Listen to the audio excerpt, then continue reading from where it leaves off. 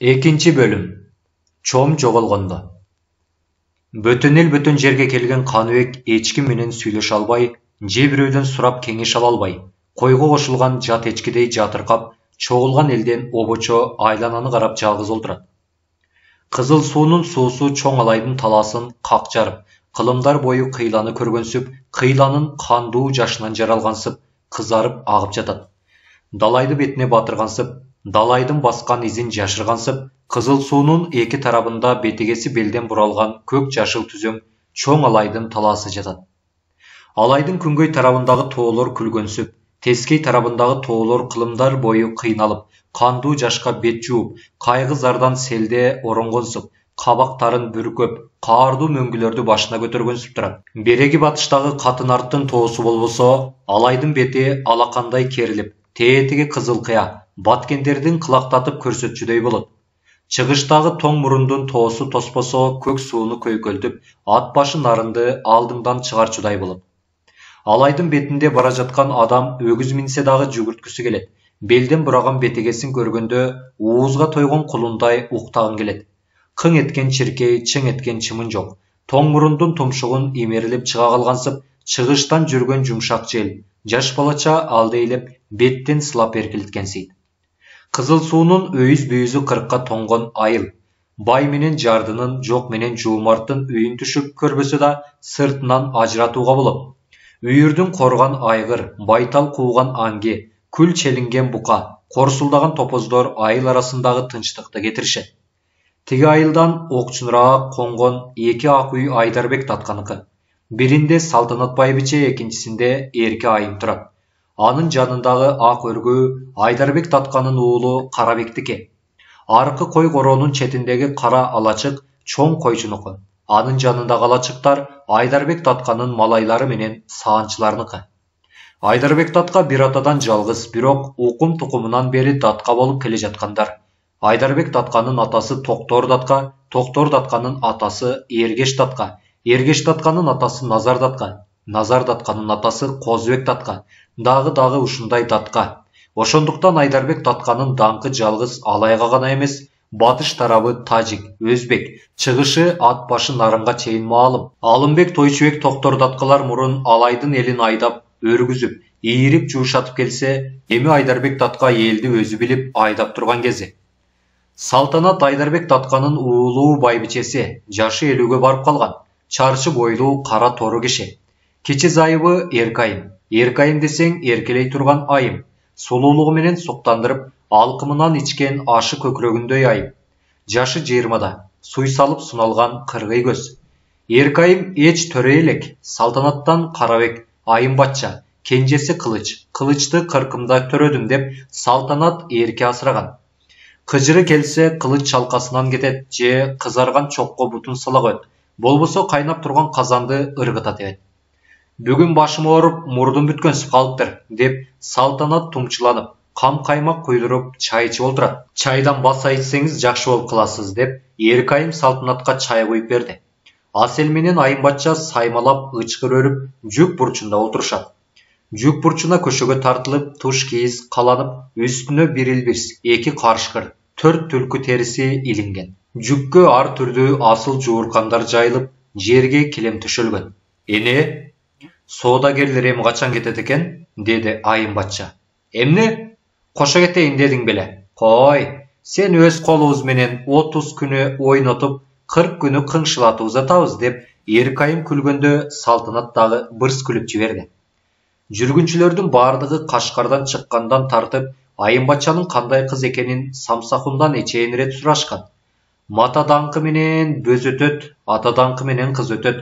Айым батчанын жайын өзүңөр барганда көрүп сынагыла, деп койгон Самсахун. Мына, алайды эңсеген жүргүнчүлөр кечинде араң келишти. Айдарбектин үйүнө жакын жерден орун алышты. Жүргүнчүлөр келери менен Самсахун, Каныбек, Орозахун, Алимахун төртөөнүн башкасы айыл четиндеги кошто калышкан. Айым батчаны көрүш керек. Ырас, көрүш керек. Жанагы сулуу келин ким экен? Ал Айдарбек татканын уулу Карабектин зайыбы экен. Бергинисичи, Айдарбектин кичи зайыбы экен. Айым батча ошол аялдын кызы го. Таң, эгер ал аялдын кызы болсо, анда айым батчаны көргөнүң талып жыгыласың. Рас эле. Токтогула, эмне? Бир эптүү адамды жиберип, акырын байкатуубуз керек. Туура, дешип, коштогулар өздөрүнчө кеңешип олтуруп, Айым батчаны көрүп келүүгө Ошурахунду дайындашты. Кайнатып жаткан тузду көрүү, бойго жеткен кара далы кызды көрүү деген чоң иш. Эгер колумдан келсе, бардык жерде, жер жүзүндөгү болгон элди кайта-кайта кыдырып, сулуу кыз, келин гана көрүп жүрө берелем деп, Ошурахун кубанган бойдон Айым батчаны көрүп келүүгө жөнөдү. Ошурахун келгенче коштогулар чыдай алышпады.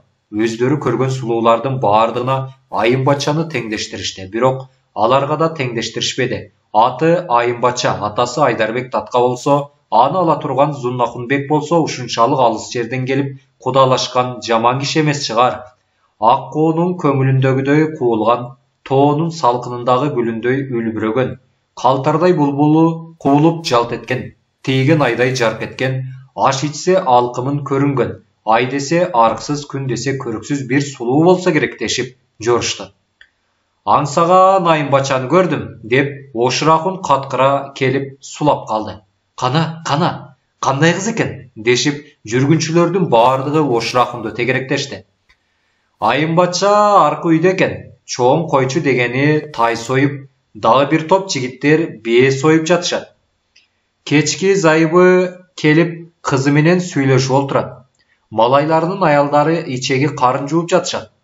Аларын коюп кызды айтчы, деп олтургандар чыдамсызданышты. Бети курусун, кыздын сулуулугунда эч айып жок, деп Ошурахун каткырып турду да, чатак тору деген атты баардыгын жакшы билесиң. Жал куйругу мултуйган, 4 буту мыртыйган, мойну жоон, бели бүкүр, курсагы чоң думпуйган, чөптүн башы былк этсе кошкур үрккөн, үргөн итти көрсө тепкилеп мөңкүрөгөн, жем берерде чапчып жүгүн арттарда тиштеп же тээп жибере турган бир жылкы экенин билесиңер. Мына ошондой, чатак тору жылкынын асылы болсо, Айым батча адамдын сырттан көрүнөт, деп боорун тырмап каткыра, Ошурахун дагы күлүп жатып калды. Айым батча 15-ке чыгат. Энеси сыяктуу чарчы бойлуу кара тору, бирок энесиндей кеңгелес эмес, былкыйган эттүү, бети бултук, мурду чолок, колдору быртыйган, ныска буту ийри, чачы калың жана кайраттуу. Бирок чачынын бөкөнү көп болгондуктан эки жагы менен желкесинен саксайып бөкөн чачтары чыгып турат. Салтанат менен Эркайым суу жылыттырып, чачын жуутурмайынча өлсө дагы чачын өзү жуубайт.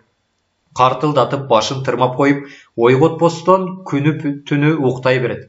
Кыялы менен көз айта билген кыялы корс, өзү кырс, ар этип беттен алма бер кыз эле. Аңсаган Айым батчанын мындай көркүн Ошурахун мыктап сүрүштүрүп, тууралап айтып барса дагы коштогулардын көпчүлүгү ишенишпеди. Башка киши жиберишти. Айым батча жөнүндөгү сөз биринен бирине улана берди. Анткени ал атагы менен жер жарган Датканын кызы, байлыгы менен жерди титиреткен Зуннахунбектин колуктусу. Демек, андай кыз жаман болбойт жана Ошурахун айткандай жаман кызга Зуннахундун үйлөнүшү мүмкүн эмес дешип, жүргүнчүлөр Айым батча жөнүндөгү сөздү таң аткыча талашып чыгышты. Эми ар кими өз көздөрү менен жакыныраак жерден көрүүгө ашыгышты. Салтанат менен Эркайым Айым батчаны Кашкардын кайын журту келди, белек камда деп тамашалап жатканда Ошурахун 3 жолдошу менен кирип келип, "Саламатсыздарбы?" дешти. "Шүгүр, келиңиздер чайга" деп Эркайым тура калды. "Жок, чайга рахмат кудагый. Эски уску кийиз издеп келдик эле", деди Ошурахун эптүүсүнүп. "Эмне кылышка?" деди Салтанат оң колуна чыныны кармаган калоо менен. "Бир атка чом жасаш үчүн." "Атыңардын чому жок беле?" "Бар эле, бүгүн эртең менен түшүрүп салып, жоготуп койдук", деп Ошурахун ордунан турду. Үйдүн чыгыш тарабындагы дөңсүмал түзгө көп киши чогулган.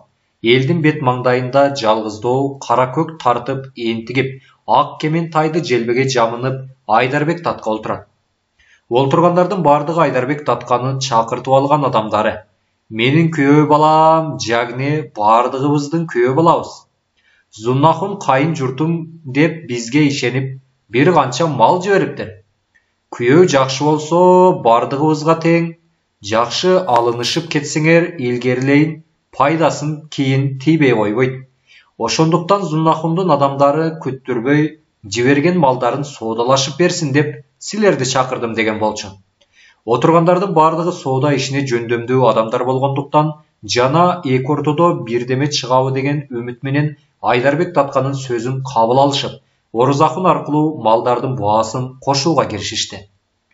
Арийне Зуннахун сооданын жайын мыкты билгендиктен Айдарбек Татканын мурдуна чүлүк тагып, кандайча жетелешти билип, Айым батчага куда түшкөн. Айдарбек болсо Датканын айтканын ким орундатпайт. Баардан мурда Даткага жакындай албай, анын ишеничинен өтө албай жүргөн сүткорлор мындай учурда буту менен эмес, төбөсү менен жүгүрөт эмеспи? Ошондуктан Айдарбек Татканын чакырткан адамдары Даткага жагынып, Орозахунга жалынып, эл арасына бат өтө турган, мүмкүн болушунча пайданы көп бере турган малдарды көбүрөөк алуу аракетин.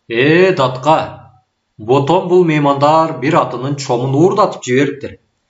Айылга келген меймандардын олоң жарым оттук бычагын тонуп олтурганыбыз уят го, деп Салтанат жашыл нооту чапанын желбеге жамынган үйүнөн чыга келип шаңкылдады.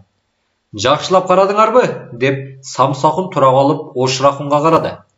Карап таппадык, деп Ошурахун элдин четинде олтура кетти. Ай балдар ай, айлардагы бала чаканын колунун туткактыгын тыя албаганыңар уят да. Жоголгон буюм чомда болсо уяты чоң. Бул өңдүү иштер бардыгыбыздын бетибизге көө жаба турган иш.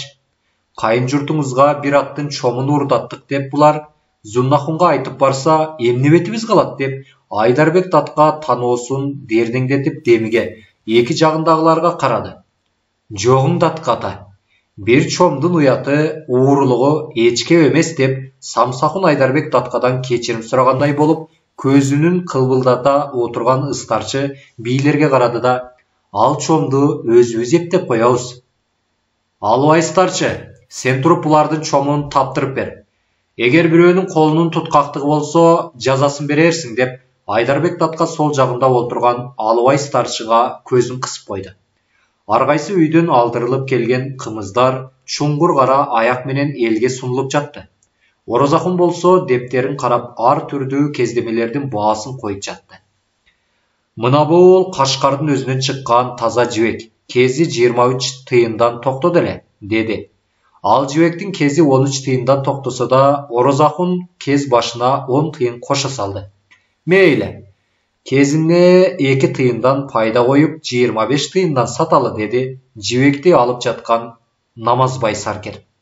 Намазбай Саркер аталгандардан бери айыл арасына майда чүйдө буюмдарды көп сата коюп жүрүп, Намазбай Саркер деген аттан Намазбай Аптарчы деген атка конуп кеткен.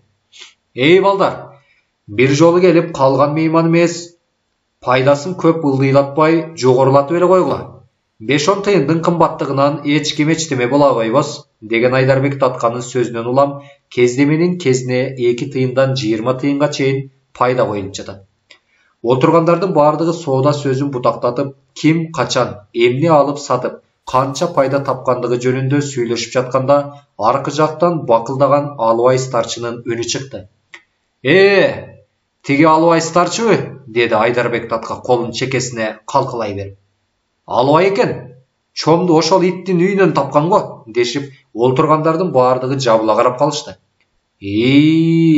Чом табылдыбы? Деди казы. Ууру болгон адам бети башын канга боюп, жаман чапанынын айрылганынан эти көрүнүп, жаман калпагын баса кийип келип, казынын маңдай жагына олтурду. Эмне үчүн айылга келген уяттуу меймандардын чомун уурдап аласың, дешип, теги кишиге карата бир катары оптулушту. Уурдасам, Кудай урсун, казаке.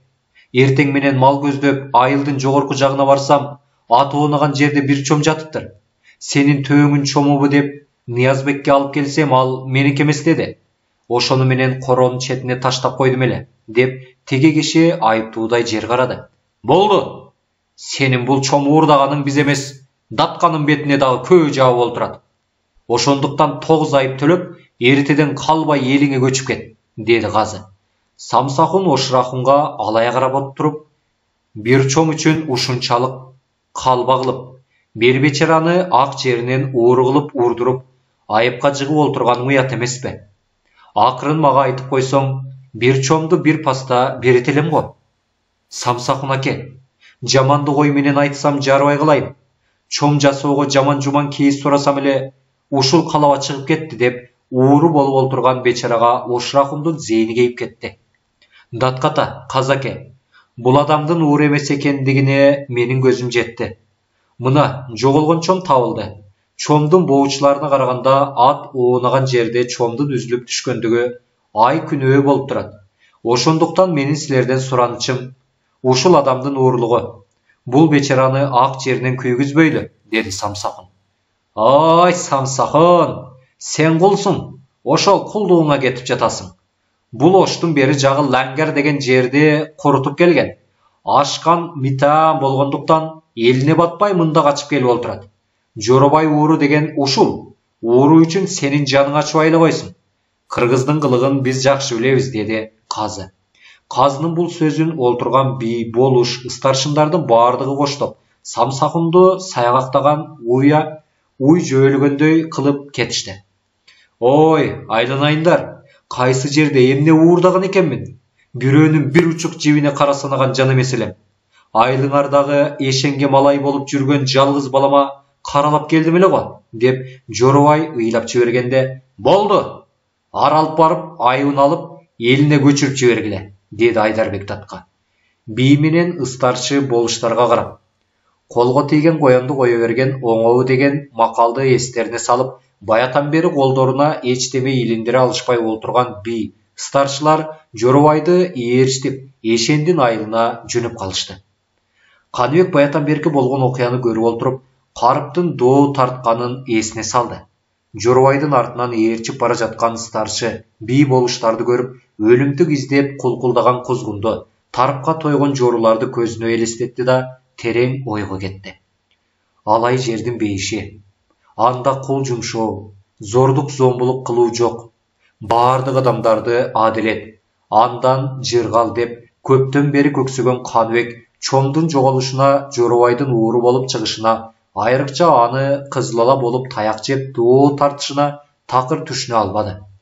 Ушул иш түшүмдө болуп жатат го деген күмөндүү ойго чөмүлдү. Чоң койчу менен Каныбек. Соодагер даңкы менен бөз өтөт, ата даңкы менен кыз өтөт деген ушул. Айдарбектин даңкы менен Айым батча өтүп, калыңына кул бердиртип жатат. Болбосо Айым батча ким? Айым батчага кул берип эмес, кулдун колун карматаар кыз эмес дешип, айылдагы кыздуулар ичи күйүп, айтса, кызы жоктор кызганып айтышат. Бирок бул сөздөр эл арасына кенен айтылбай, башкага сыр чыгарышпас кыз менен эненин же үй бүлөнүн арасында гана айтылат. Ашкере айтса, аяктары асманга чыгарып, ар кими билишет. Мына, ошол Айым батчанын калыңына келген Каныбек бир күнү өрүүн болуп, экинчи күндөн баштап кой кайтарууга киришти. Чоң койчу, сен карып калдың. Койдун жайын Каныбекке түшүндүрүп, үйдөгү тиричиликке каралаш деп Айдарбек татка өзү айткандыктан, чоң койчу 3 күндөн бери Каныбек менен кой кайтарып жүрөт. Кандай болсо да жолдон энеме жолугам деген Каныбек энесинин кайда кеткенин жана өлүү же тирүү экенин билбегендиктен, анын ичи кайгы, кабагы бүркөө эле. Анын үстүнө Айдарбек татка жакшы кишидир деп ойлогон оюн, чом жоголгон күнкү окуя, Жоробайдын көрүнүшү терске чыгарды. Аларда эч кандай адамгерчилик жок. Алар адам эмес деп Каныбек Түлкүбекти күмүшүнө, Зуннахунду Супахан менен Айныса ханына кошуп жек көрүп келсе, Айдарбек татка Салтанат Эркайымдын алардан эч кандай айырмасы жок сыяктанды. Ошондуктан Каныбектин келгенден берки кайгысы чексиз. Бейиш деген алай тозок сыяктуу көрүнгөндүктөн Каныбек чечилип, чоң койчуга сырын айткан эмес жана аны менен сүйлөшүүнү каалаган эмес. Чоң койчу Каныбекти ээрчитип, биринчи чыккан күнү жер суу менен тааныштырып койду. Кандай кайтаруу жөнүндө айтты. Экинчи күнү да койчу кандай кайтаруу жөнүндөгү акылдарын айтып, чоң койчу өзүнө канатташ койчулар менен Каныбекти тааныштырды. Байбиче, силердин үйдө келди кетти көп. Эгер жаман көрбөсөңүз, Каныбек биздин үйдө жатып турсун деп чоң койчу Салтанаттан уруксат алгандыктан, Каныбек 3 күндөн бери чоң койчунун үйүндө түнөйт. Айланайын Каныбек деген чоң койчунун сөзү, садаган иче кой, жей кой деген чоң койчунун зайыбы Сурмаштын сөзү, Алардын кызы Бегайымдын күлүмсүрөй алдыртан мээримдүү карашы Каныбектин жүрөгүндө кайгынын музун эритип, кабагын бир аз ача баштады. Анын айланасына кайдагы бир мээримсиз чоң койчу, Сурмаш, Бегайым чогулбастан, Улуу Чаттагы мээримдүү Карып, Күлүкан, Сүйүмкан, Кашкардагы Самсакун, Айбадак, Анархандар жайылгандай сезилет. Анын үстүнө Каныбек балам, колумдан келгени ушул болду деп, мурдагы күнү Самсакун берген ак мата Сурмаштын колунан бычылып, Бегайымдын колунан тигилип, ме, садаган кийип ал деп, түндө жатаарда Сурмаштын бериши Каныбектин көңүлүн көккө көтөрдү. 3 күндөн бери сүйлөбөгөн жана сүйлөшүүнү каалабаган Каныбек башынан өткөн окуялардын бир катарын чоң койчуга айтып да берди. Койду талдыктын оозунан түндүк чыгыштагы тоого карата бет алдырып, ташка көчүгүн коюп, отур, Каныбек балам. Каныбек балам, жашың жаш болгону менен далайды башыңдан өткөргөн экенсиң. Эми энең аман бар бекен, деп Каныбектин энеси жөнүндө кам көргөндөй, чоң койчу мостоюп Каныбекке карады.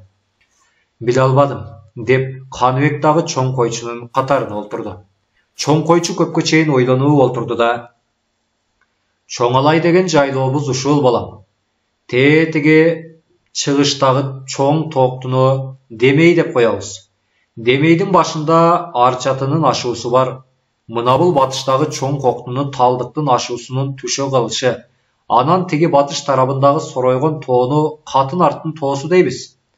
Катын арттын тоосунун аңгемесин айта берсек түгөнбөйт. Катын арт деген тоонун аты жөнүндө ар ким ар түрдүү улакап айтат. Мен ошолордун бирин гана айтайын. Илгери жоокерчилик убак экен. Алдуулар алсызды зарлантып, күчтүүнүн күнү тууп, кара мүртөздүн кандыгы жүрүп турган убакыт болот. Анда эмне, бирин-бири чаап, малын алып, колго түшкөндөрдү кул, күн кылып алчу экен. Азыр эмне, азыр кол күн кылып, байлап, матагандар азайып калды. Айрыкча мына бул Фергана эли менен Алай эли Оруска карагандан бери кул, күн болуу иши жок эсебинде болуп калды. Рас, азыр деле кул урунгандар бар, бирок алар даткалар жана датканын тукумдары. Ошол илгери бир топ кыргыз жортулга барып, бир канча мал жана бир өзбектин кызын олжо кылып алып келишет. Кыз ашкан сулуу болот. Кыздын сулуулугуна кызыгып, биз бир баатыры токолдук калат экен. Күндөрдүн бир күнү баягы баатыр Катын арттан көчүп, тиги кызыл суунун аркы өзүнө барып конмок болот. Элдин бардыгы атына минип жөнөгөндө баягы баатырдын жаңы алган зайыбы атына мине албай коюптур. Ой, тиги көрөр көз токолун атка мине албай жатат. Кайра тарт, токолуңду төөгө арт, деп баатырдын улуу катыны айтат. Сен атка мингенди үйрөнгөнүңө эче жыл болду эле, деп баатыр байбиче катынынын сөзүнө намыстанып, аны берки атка мине албаганына теңдеп төөгө артат. Уулунун кылыгын көрүп баатырдын атасы, ой балдар, тиги баатыр агаңардан үлгү алгыла. Барып коно турган жерибиз Борду. Бордуга көчтүн алды конду. Бордуга арча турсун терек жок, терек турсун терип жагар тезек жок. Отундуң отун арт, отуну жогун катын арт, деп уулум какшыктаган экен. Мына ушундай балам, жалганчынын жанына карап турганым жок. Ошондон улам Катын арттын тоосу делинип аталып калган экен дешип, эл ылакап кылышат, деди чоң койчу. Жөнү бар экен. Сиз Айдарбекти аткандын эмнеси болосуз? Деди Каныбек. Малаймын. Ата энемден 6 жашымда жетим калып, Жума дегендин колунда өстүм. Жума өзү кара санап каз кылууну билбеген момун адам эле. Мен 20-га чыккан кезимде, балам, сенин убал сообуң болор. Сенин эмгек акыңдан кутулгандай, менде мал жок. Мына бул кызымды алып, өзүңө тиричилигиңди кыл, деп кичил кызы Сурмашты мага кошкон. Мен Сурмаш менен кол кармашып Айдарбек татканын эшигине келдим. Мына азыр 40-ка чыктым. 20 жылдык өмүрүм ушул. Айдарбек татканын коюн кайтаруу менен өттү. Кордукту көп көрдүм, бирок чекем жылы элек. Каныбек балам, алган акымдан жыйнаган бир ат, бир уй, 2 эчким бар. Эркек бала көрбөдүм. Кыздан жалгыз Бегайым. Менин атым Керим эле, бирок 40-ка чыкканда Айдарбектин коюн кайтаргандыгымдан эл чоң койчу атыктырып жиберишти деп, чоң койчу ушул атыккан аты менен сыймыктангандай күлүп койду. Айдарбектің қолында жақшы эле чыдап келген экенсиз, деп Каныбек улутунду. Балам, чыдабаска амал канча. Кайда барсаң мамайдын көрү. Эчен тел уктум, эчен таяк дагы жедим, эчен кыйноо кыстоого дагы түштүм. Бардыгына чыдап келем. Бирок өнөрдүн алды окуу экен. Ошол окууга жете албадым. Жашымдан жетим болуп, Жуманын колуна түштүм. Мени окутууга Жума көп аракет кылса да колунан келбеди. Өнөрдүн алды окуу экен дегенимдин себеби мындай балам. Мына ушул 1000 башы элдин ичинде 7 гана киши окуй алат экен. Бири Айдарбек Татканын уулу Карабек, экинчиси Албай Старчынын уулу, үчүнчүсү Сооронбай Миңбашынын уулу, дагы ошол сыяктуулардын уулу. Алар окуу өнөрү менен чаарала кагазды окуп, айланада болуп жаткандардын бардыгын көрүп билип турат экен. Аларга караганда биз көздүүнүн сокур экенбиз. Айдарбектин эшигине келгенден бери түтүн катарындамын. Элге түшкөн алык салык мага дагы түшөт. Бай төлөгөн чыгымды малай болуп жүргөн мен дагы төлөп келдим. Түтүнгө түшкөн чыгымды алган убакта Старчынын үкөсү Карагашка деп бир жапырык кагаз кесип берет. Кай бир убакта эч кандай Карагашка кесип бербей эле чыгымды алып кетишет. Күндөрдүн биринде чыгым төлөп ошондой алган Карагашканы бир молдого окутуп көрсөм, бул кагазың боюнча бир улак төлөпсүң дейт. Чынында мен бир кой, бир улак төлөгөнмүн. Мына окуган кишинин сокурлугунун өнөрдүн алды окуу экен го деп койдум балам. Жалгыз окуу гана эмес, эр жигитке өнөрдүн бардыгы керек экен. Жаш чагыңда өнөрдү үйрөнүп алсаң, карыганда кор болбойт экенсиң. Сен азыр жашсың, бардык өнөрдү үйрөнүүгө тырыш балам. Ушак айтып, оорлук кылуудан, акты кара деп, караны ак деп жала жабуудан, бирөөгө жамандык кылуудан, адамдын акысын жештен намыс кыл. Асты өнөр үйрөнүүдөн намыс кылба, балам. Менин өнөрүм Жумадан үйрөнгөн комуз. Кой кайтарып жүрүп, черткенимде 1000 сан элге арыз арманымды, акыл насаат сөзүмдү айтып жаткандай болом деп, чоң койчу каткыра, арчадан жасаган комузунун кулагын толгоп, койчулардын коңур күүнү шаңкылдатып, кызыта чертип барып токтоду. Каныбек үчүн чоң койчунун сөздөрүнүн бардыгы баалуу болду, бирок кантип өнөр үйрөнүү керек деген суроо Каныбекти алда кайда алып кетти.